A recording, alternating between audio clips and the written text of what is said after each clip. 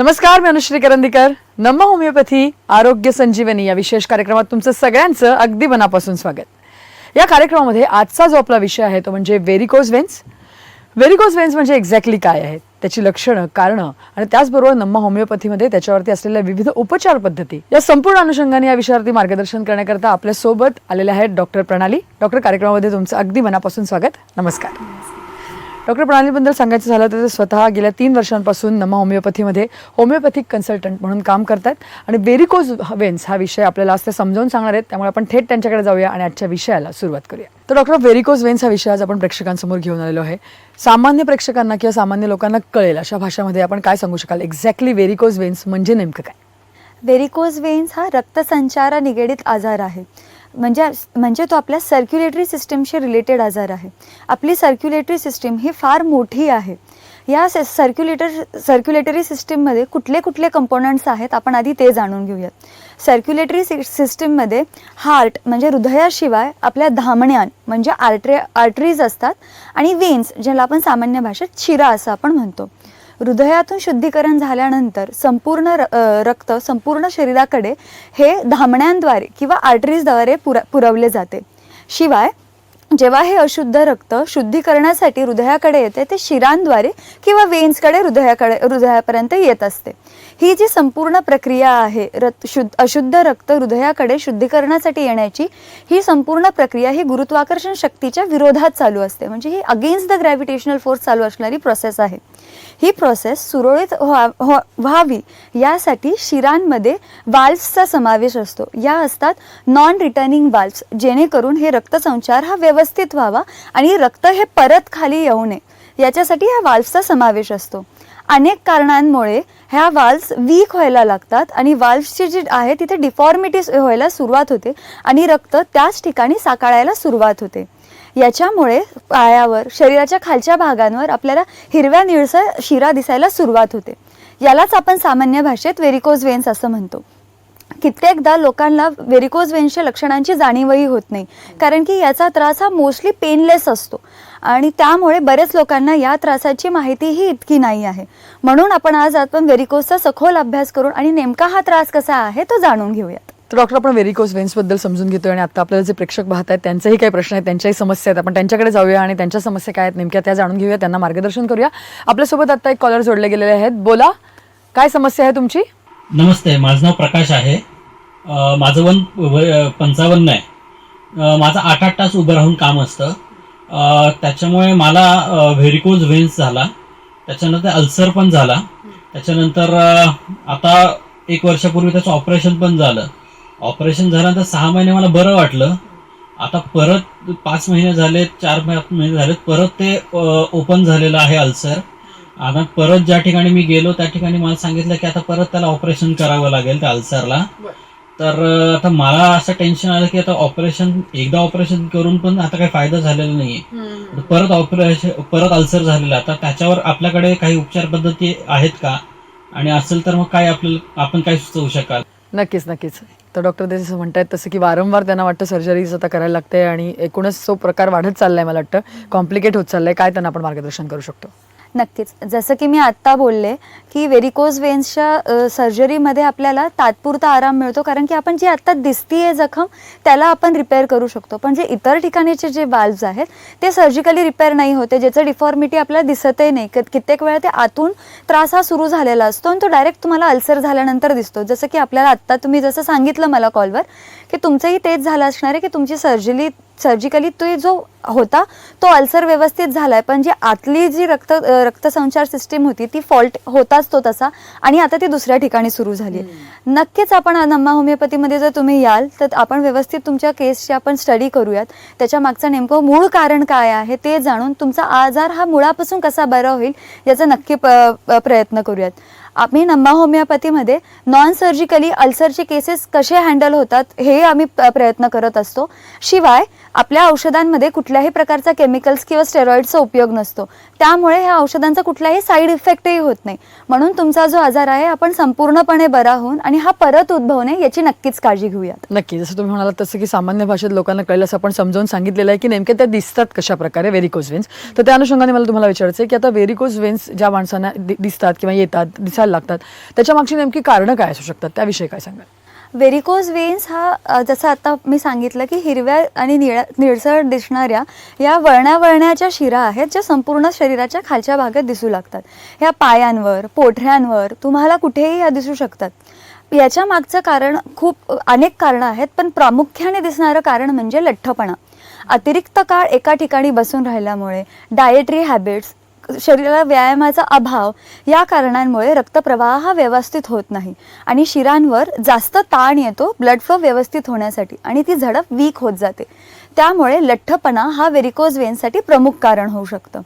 याच्या व्यतिरिक्त स्त्रियांमध्ये व्हेरिकोज वेन्सचा त्रास हा आपल्याला जास्त जाणवून येतं. याच्या मागचं कारण म्हणजे गरोदरपणामध्ये होणारा वेट गेन आणि त्याच्यानंतर तो परत चेंज होणारा किंवा जो फ्लक्च्युएशन असतं वेटमध्ये, त्यामुळे व्हेरिकोज वेन्स होऊ शकतात. शिवाय आहारात आयर्न, कॅल्शियम असे मल्टीव्हिटॅमिन्सची कमतरता असल्यामुळेही रक्तसंचारा रिलेटेड त्रास होऊ शकतात आणि व्हेरिकोजचा त्रास आपल्याला स्त्रियांमध्ये दिसून येतो.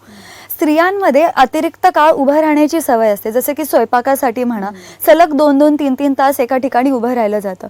किंवा कित्येक वेळा असं होतं की ज्या स्त्रिया शिलाई काम करत असतात, ज्या कंटिन्यू एका ठिकाणी बसून असतात, यांच्यामध्येही आपल्याला व्हेरिकोज वेन्सचा त्रास दिसून येऊ शकतो.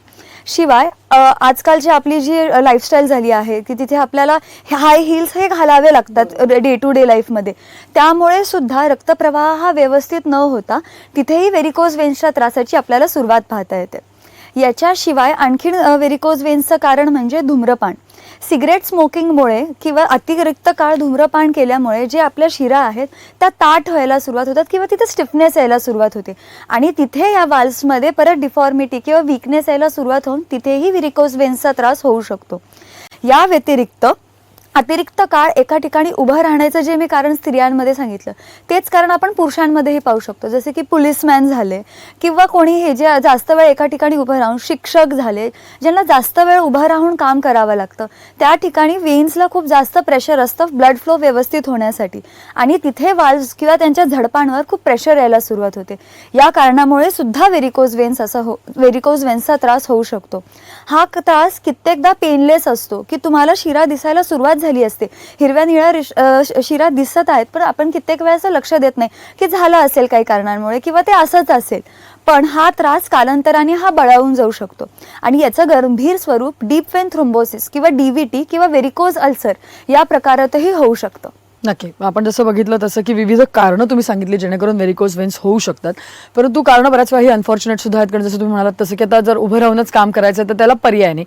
पण मग या व्हेरिकोज वेन्स जेव्हा दिसायला लागतात किंवा त्याचं पेन सुरू होतं, त्याची काही ग्रेडेशन असते का किंवा काही स्टेजेस असतात का जेणेकरून आपल्याला लक्ष येतं की हा आजार वाढत चाललाय किंवा गांभीर्याकडे चाललाय? नक्कीच. व्हेरिकोज वेन्स व्यवस्थित समजून घेण्यासाठी आणि तो त्रास नेमका कुठल्या स्टेजमध्ये आहे हेच आपल्याला मेन गाईडलाईन म्हणून काम करतं की आपल्याला ट्रीटमेंट किती लवकरात लवकर स्टार्ट करण्याची गरज आहे. जसे की पहिली स्टेज जी आहे ती असते स्पायडर वेन स्टेज. या स्टेजमध्ये कातणीच्या जाळ्यासारख्या बारीक हिरव्या अशा रेषा आपल्याला संपूर्ण शरीराच्या खालच्या भागात दिसू लागतात. या स्टेजमध्ये कित्येक वेळेस कोणाला काही सायन्स अँड सिम्पटम्स जाणूनही येत नाही की पाय कधी दुखत नाही किंवा असे काही लक्षणं फारशी दिसत नाही, पण हा त्रास पुढच्या स्टेजवरही जाऊ शकतो. म्हणून तुम्हाला जरी कुठे शिरांवर असं शरीरावर शिरा दिसत असतील तर योग्य वेळेस लवकरात लवकर डॉक्टरांचा सल्ला घेणं गरजेचं आहे. जसा हा झाला आपला पहिला स्टेज. जी दुसरी स्टेज आहे याला आपण स्टेज 2 ऑफ व्हेरिकोज वेन समजून घेण्यासाठी, जेव्हा रक्त हे अतिरिक्त काळासाठी साखळायला सुरुवात होऊन जाते आणि जेव्हा आपल्या शरीराच्या खालच्या भागातल्या ज्या 2 मेन वेन्स आहेत जसे ग्रेट सफॅनस वेन किंवा पॉप्लिटेल वेन आपण ज्याला म्हणतो, जेव्हा या शिरांमध्ये रक्तांची साखळणं जास्त सुरू होऊन जाते तेव्हा ती शीर फुगून येते आणि आपण जेव्हा हात फिरवू तेव्हा ती जाणवू पण लागते. तर ह्याला आपण second stage of varicose veins म्हणू शकतो. या स्टेजमध्ये लक्षणांची सुरुवात होऊन जाते. लक्षणं काय असणार आहेत की पायांना अचानक जडत्व जाणून येणे, पायांना मुंग्या येणे, पायात अचानक क्रॅम्प्स किंवा अचानक कळ येणे, रात्रीच्या वेळेस अचानक पाय दुखून येणे, अतिरिक्त काळ जर उभा राहिला तर आपलं पाय ओढले जात आहेत असं जाणवून येणे, हे सगळी लक्षणं आपल्या सेकंड स्टेजमध्ये जाणवून येतात. हे झालं आपलं second stage of varicose veins. आता थर्ड स्टेज जो आहे हा थोडासा कॉम्प्लिकेटेड स्टेज आहे आणि कन्फ्युजन पण होऊ शकतं या स्टेजमध्ये जाणून घेण्यासाठी, कारण की या स्टेजमध्ये रक्त अतिरिक्त काळ साचल्यामुळे त्वचेवर काळसरपणा यायला सुरुवात होते आणि त्वचा काळी पडून त्वचेला कोरडेपणा येऊन तो खाज यायला सुरुवात होते. हा इतर स्किन डिझिजेस सोबत सुद्धा कित्येकदा कन्फ्युजन होऊ शकतं की कारण की स्किन कोरडी पडलेली आहे, स्किनला खाज येते, हे तर आपल्याला असं वाटतं काहीतरी स्किन इन्फेक्शन आहे, पण हा सुद्धा व्हेरिकोज वेन्सचा एक प्रकार आहे आणि याला आपण व्हेरिकोज एक्झिमा असं म्हणतो. जसं मी आत्ता सांगितलं की व्हेरिकोज एक्झिमामध्ये जेव्हा त्वचा काळी पडू लागते आणि त्वचा कोरडी पडू लागते तर कितीदा ते कन्फ्युजन होऊन जातं की कुठला स्किनचा आजार तर नाही आहे. मग आपण तात्पुरता पेशंट त्यावेळेस काय करतात की कुठलं तरी ऑइंटमेंट लावून तात्पुरता तो त्रास बरा होतो आणि त्वचेचा काळसरपणा हा कमी होऊन जातो आणि परत हा त्रास दुर्लक्षित केला जातो. पण जो मुख्य याच्या मागचं कारण आहे जे मी सांगितलं की झडपांवर भार आल्यामुळे जी आपली झडप वीक झाली आहे, वाल्व्स वीक झाले आहे आणि रक्तप्रवाह हा व्यवस्थित होत नाही आहे, हा त्रास हा तसाच राहतो. या त्रासाला आपण लक्ष देत नाही आणि हा त्रास पुढे बळावत जातो आणि त्याचं स्वरूप हे स्टेज 4 मध्ये होतं. म्हणजेच जो आपला स्टेज 4 जे आहे तो व्हेरिकोज अल्सरची स्टेज आहे. आता आपण जाणून घेऊया की हा स्टेज 4 मध्ये नेमकं होतं काय.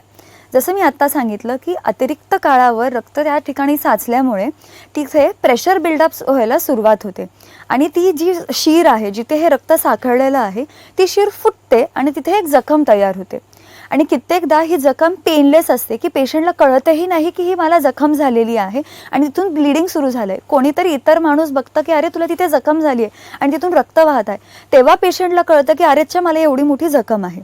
तर याला आपण व्हेरिकोज अल्सर असं म्हणतो. या अल्सरला आपण किती ऑइंटमेंट लावा, अँटीबायोटिक लावा, हा व्यवस्थित लवकर भरून येणारी जखम नसते. कारण याच्यात मेन कारण काय असतं की आपल्या झडप हे वीक आहेत म्हणून ही जखम काय पटकन भरत नाही.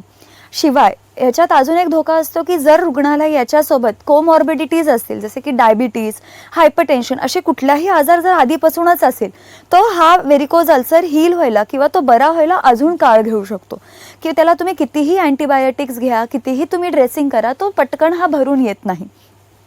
तर आपल्या नम्मा होमिओपॅथीमध्ये आपण अशा प्रकारची औषधं देतो की जेणेकरून ही झडपांची जी वीकनेस आहे, जेणेकरून ते ब्लड फ्लो हे व्यवस्थित व्हायला पाहिजे अशी औषधं देण्यात येतात आणि ती जखम लवकरात लवकर कशी भरेल याच्यासाठी आपण तिथे औषधं देऊ शकतो. आता हे झाले स्टेज 4. कित्येकदा ही जखम होत नाही पण तिथे रक्ताच्या गाठी किंवा गुठळ्या व्हायला सुरुवात होते आणि ही रक्ताची गुठळी इतर आपल्या सर्क्युलेशन सोबत जेव्हा ती ट्रॅव्हल करू शकते तर त्याच्यामुळे आपल्याला अक्यूट इमर्जन्सीज पण येऊ शकतात. जसे की पहिल्या त्याला आपण त्या रक्ताच्या गुठळीला आपण इंग्लिशमध्ये किंवा मेडिकल टर्ममध्ये आपण डीप वेन थ्रोम्बोसिस असं म्हणतो. जेव्हा ही रक्ताची गुठळी हृदयाकडे जाते तर आपल्याला कार्डियक अरेस्ट किंवा मायोकार्डियल इन्फार्क्ट अशा कॉम्प्लिकेशन्सची भीती असू शकते किंवा ही गुठळी जर तुमच्या मेंदूपर्यंत गेली तर अचानक स्ट्रोक येण्याच्या पण शक्यता होऊ शकतो आणि जर ही गुठळी तुमच्या फुफ्फुसांपर्यंत किंवा तुमच्या लंग्सपर्यंत गेली तर तिकडे तुम्हाला पल्मोनरी एम्बोलिझम सारखी अक्यूट इमर्जन्सी येऊ शकते. हे व्हेरिकोज वेन्सची लक्षणं आहेत. म्हणून वेळेत आपण ट्रीटमेंट घेऊन हे वाल्व्स कसे रिपेअर होतील आणि ब्लड फ्लो हा कसा रिस्टोर होईल, व्यवस्थित रिस्टोर होईल अशी आपण ट्रीटमेंट घेण्याची गरज आहे. डॉक्टर पुढचे कॉलर आपल्याबरोबर जोडले गेलेले आहेत. बोला. नमस्कार. नमस्ते डॉक्टर, माझं नाव पूजा यादव आहे आणि लास्ट 4-5 वर्षापासून माझ्या पायांना हिरवी हिरवी नसं दिसायला लागली होती. तेव्हा तर काही प्रॉब्लेम नव्हता तर मी पण अवॉइड केले आणि त्याच्यानंतर आता 6-8 महिन्यापासून त्याच्यावरती खाज पण यायला लागली आणि नसांची सूज पण वाढली आहे. तर त्याच्याकरता मी दाखवले होते डॉक्टरना, त्यांनी मला ऑइंटमेंट वगैरे दिले होते आणि त्याच्याने थोडाफार आराम पडला. पण मला आता प्रोग्राम बघतानाच असं वाटलं की हे व्हेरिकोज वेनचे प्रकार होऊ शकते. तर त्याच्याकरता नम्मा होमिओपॅथीकडे काही सोल्युशन अवेलेबल आहे तर त्याची माहिती द्या प्लीज. नक्कीच पूजा, मला वाटतं त्यांचा प्रश्न कळला आपल्याला. डॉक्टर काय सांगाल त्यांना? जसं त्यांनी आपल्याला सांगितलं आहे की हा त्यांना तुम्हाला व्हेरिकोज वेन्सची सुरुवात झालेली होती. जसं तुम्ही मागे सांगितलं की तुम्हाला हिरव्या निळ्या शिरांची दिसायला सुरुवात झालेली, तर हा व्हेरिकोज वेन्सचाच त्रास आहे आणि तो सध्या स्टेज 3 मध्ये म्हणजे जसं मी आधी सांगितलं की हा व्हेरिकोज एक्झिमामध्ये गेलेला आहे. ऑइंटमेंटने तुमची फक्त त्वचेची काळसरपणा जे आहे तो तात्पुरता हा बरा झाला असेल, पण आता गरज आहे की तुमची सर्क्युलेटरी जो पॉवर आहे जी कमी झाली आणि ज्याच्यामुळे हा व्हेरिकोजचा त्रास तयार झालेला आहे तो त्रास मुळापासून नीट करणं तितकंच गरजेचं आहे. तुम्ही नक्कीच आमच्या कुठल्याही शाखेला व्हिजिट द्या. मग आपण तुमच्या केसला व्यवस्थित स्टडी करून त्याच्यानुसार नेमकं कारण काय आहे याचा सखोल अभ्यास करून त्याला आपण नक्कीच ट्रीटमेंट देऊयात आणि हा आजार पुढच्या स्टेजला किंवा कॉम्प्लिकेशनच्या स्टेजपासून जाण्यापासून थांबवून याच स्टेजला थांबवून तुमचा आजार संपूर्णपणे बरे करण्याचा आपण प्रयत्न करू.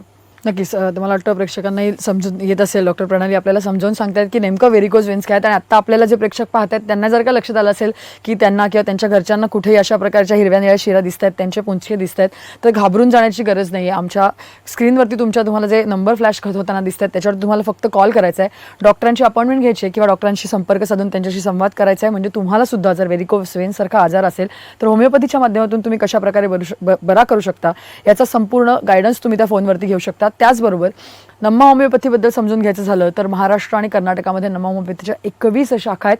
महाराष्ट्राबद्दल बोलायचं झालं तर महाराष्ट्रातच नम्मा होमिओपॅथीच्या 10 ठिकाणी शाखा आहेत.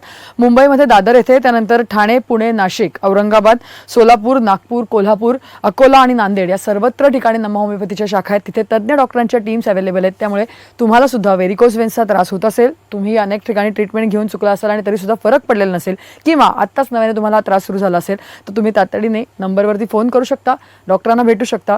वेगवेगळ्या शाखांमध्ये अनेक डॉक्टर्स आहेत आणि तुम्ही सुद्धा होमिओपॅथीच्या माध्यमातून तुमचा आजार नक्की बरा करू शकता. आणि जसं आपण म्हटलं जसं की सगळ्यात महत्त्वाचा भाग असतो या सगळ्यामध्ये तो म्हणजे ट्रीटमेंटचा. तर आपण मॉडर्न सायन्सच्या ट्रीटमेंट बघितल्या, परंतु आता सगळ्यात प्रामुख्याने महत्त्वाचं म्हणजे होमिओपॅथीची ट्रीटमेंट आणि तेही नम्मा होमिओपॅथीमध्ये. तर नम्मा होमिओपॅथीमध्ये नेमकं व्हेरिकोज वेन्सवरती आपण कशाप्रकारे उपचार करतो. वेगवेगळ्या प्रकारचे पेशंट्स आपल्याकडे येत असतात व्हेरिकोज वेन्सचे, तर त्यांना एक कस्टमाइज किंवा इंडिव्हिज्युअलिस्टिक अप्रोचनी होलिस्टिक ट्रीटमेंट आपण कशी देतो. जसं की आता आपण पाहिलं की व्हेरिकोज वेन्सचे अनेक स्टेजेसमध्ये पेशंट आपल्याकडे येतात आणि त्याचे कारणंही त्याच्या मागे फार वेगळी वेगळी असतात. म्हणून त्याच्यासाठी हे औषधही त्या पेशंटनुसार हे वेगळं असणं तितकंच गरजेचं आहे. म्हणून होमिओपॅथी जी सिस्टीम आहे ही एक इंडिव्हिज्युअलायझेशनच्या कन्सेप्टवर बेस्ड ही सिस्टीम आहे. प्रत्येक पेशंटच्या आजाराच्या मागे जसं शारीरिक ताणतणाव महत्त्वाचं कारण आहेच, त्यासोबतही मानसिक ताणतणाव हे सुद्धा फार महत्त्वाचं कारण आहे. जसं की मी आधी सांगितलं की अनुवंशिकता हा सुद्धा फार मोठा फॅक्टर होऊ शकतो कुठलाही आजार होण्यासाठी. मग कित्येकदा असं होतं की आईवडिलांमध्ये किंवा आजी आजोबांमध्ये तुमच्या जवळच्या नातेवाईकांमध्ये कोणाला तरी व्हेरिकोजचा त्रास होता म्हणून तो आत्ता तुम्हाला व्हेरिकोज वेन्सचा त्रास होतोय. तर ही जी जेनेटिक फॅक्टर आहे किंवा जेनेटिक टेंडन्सी आहे बॉडीमध्ये, ह्या टेंडन्सीचा सखोल अभ्यास, याशिवाय मानसिक ताणतणाव, शारीरिक ताणतणाव किंवा त्या रुग्णाच्या आयुष्यात त्याची आवड निवड, त्याची कॉन्स्टिट्यूशन, या सगळ्या गोष्टींचा, या सगळ्या फॅक्टर्सचा सखोल अभ्यास करून जी औषधं निवडली जातात त्यांना आपण मायझमेटिक किंवा होमिओपॅथिक बेस्डवर औषधं आपण ज्याला म्हणतो, ही औषधं आपल्याला नम्मा होमिओपॅथी इथे आपण भेटतात. याच्याशिवाय जी आहे इम्युनोजेनिक म्हणजे काय, कुठलाही आजार हा संपूर्णपणे तेव्हाच बरा होऊ शकतो जेव्हा आपली इम्युनिटी किंवा आपली रोगप्रतिकारक शक्ती त्या आजाराला तितक्याच खणखरपणे किंवा तितक्याच ताकदीने त्या आजाराला सामोरे जाऊ शकते, डिफेन्स बॅक किंवा फाईट बॅक करू शकते. आणि आजकाल आपण जशी लाईफस्टाईल पाहत आहोत, सगळ्या गोष्टी लाईफस्टाईल, खाद्य संस्कृती ही सगळी बदलत चालल्यामुळे इम्युनिटी ही खूप वीक होत चालली आहे आजकाल. जो आजार व्हेरिकोजचा आधी 40च्या काळात आपल्याला दिसून यायचा, पण तो आता यंग एज ग्रुपमध्ये सुद्धा हा व्हेरिकोजचा त्रास सुरू झाला आहे.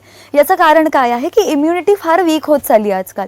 तर नम्मा होमिओपॅथीमध्ये आपण अशी इम्युनोजेनिक मेडिसिन जेणेकरून इम्युनिटी बिल्डअप होईल आणि अशा आजारांचा प्रोग्रेस न होता आजार त्याच स्टेजला थांबून आणि आजार लवकरात लवकर संपूर्णपणे कसा बरा होईल याची आपण नक्कीच दक्षता घेऊ शकतो. नक्की. आणि जसं आपण डॉक्टर आता म्हणतोय की आपण नम्मा होमिओपॅथीमध्ये अशा प्रकारे ट्रीटमेंट देतो की होमिओपॅथीच्या माध्यमातून ह्या सगळ्या ट्रीटमेंट जे सेफ आहेत, ज्याला साईड इफेक्ट नाही. परंतु मग प्रेक्षकांचा पुढचा प्रश्न असतो किंवा पेशंटला पुढचा प्रश्न जो पडतो तो म्हणजे माझा हा आजार कायमस्वरूपी बरा होईल का.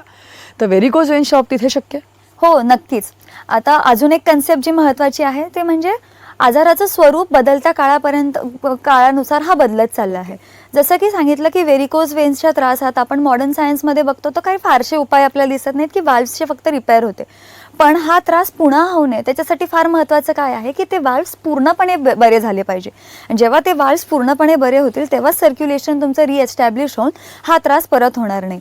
तर आपलं जे औषध आहे हे 6th जनरेशन पद्धतीचं औषध आहे की ते त्या लेवलला जाऊन की तुमच्या वाल्व्सची स्ट्रेंथ वाढवण्यासाठी आणि ब्लड सर्क्युलेशन परत रिस्टोअर होण्यासाठी आणि जी त्रास आत्ता दिसतो होतोय, ज्या शिरांवर तुम्हाला त्रास होतोय त्याच्यासोबत इतरही ज्या तुमच्या शिरा आहेत ज्यांच्यावर तुम्हाला आत्ता मे बी लक्षणं नाही दिसत आहेत, ते आत्ता तितक्या सुजल्याही नाही आहेत, पण तिथे त्रासाची सुरुवात झालेली आहे, ती पण स्टेज तिकडेच थांबून हा त्रास आपण तिथल्या तिथेच थांबून आणि परत दुसरीकडे हा त्रास उद्भवू नये याची आपण काळजी घेऊ शकतो. आणि एकदा जर तो वाल्व परत रिपेअर झाला तर तो परत तसा त्रास उद्भवू नये म्हणून त्याच्यासाठी पण आपण औषधं देऊ शकतो. नक्कीच डॉक्टर, म्हणजे आपण जसं सुरुवातीला म्हणलं होतं तसं की विषय छोटासा जरी असला किंवा हा आजार जरी असं दिसताना जरी असं वाटलं असलं की अगदी छोटासा आहे तरी पण गंभीर स्वरूप धारण करू शकतो. त्यामुळे मला वाटतं योग्य वेळेला ह्याच्यावर उपचार करणंच गरजेचं आहे. आणि प्रेक्षक तुम्ही सुद्धा हे समजून घेणं गरजेचं आहे की व्हेरिकोज वेन्स हे दुर्लक्ष करण्यासारखं नाही आहे, त्याचं गंभीर स्वरूप धारण करता येण्यासारखं आहे. त्याच्यामुळे तुमच्यावरती ही वेळ येऊ नये याकरता मात्र तुम्हाला वेळीच लक्ष देणं गरजेचं आहे. होमिओपॅथीच्या माध्यमातून नमा होमिओपॅथीमध्ये तुम्ही जर का आलात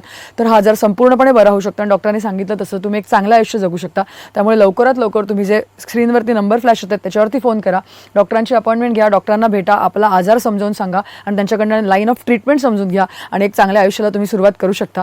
त्याचबरोबर मी तुम्हाला पुन्हा एकदा सांगू इच्छिते की महाराष्ट्र आणि कर्नाटकात मिळून नमा होमिओपॅथीचे 21 ठिकाणी शाखा आहेत. त्यामुळे तुम्हाला घाबरायची गरज नाही. तुम्ही आता हा शो कुठूनही बघत असाल तर तुम्ही नमा होमिओपॅथीपर्यंत पोहोचू शकता. महाराष्ट्रामध्येच 10 ठिकाणी नमा होमिओपॅथीच्या शाखा आहेत.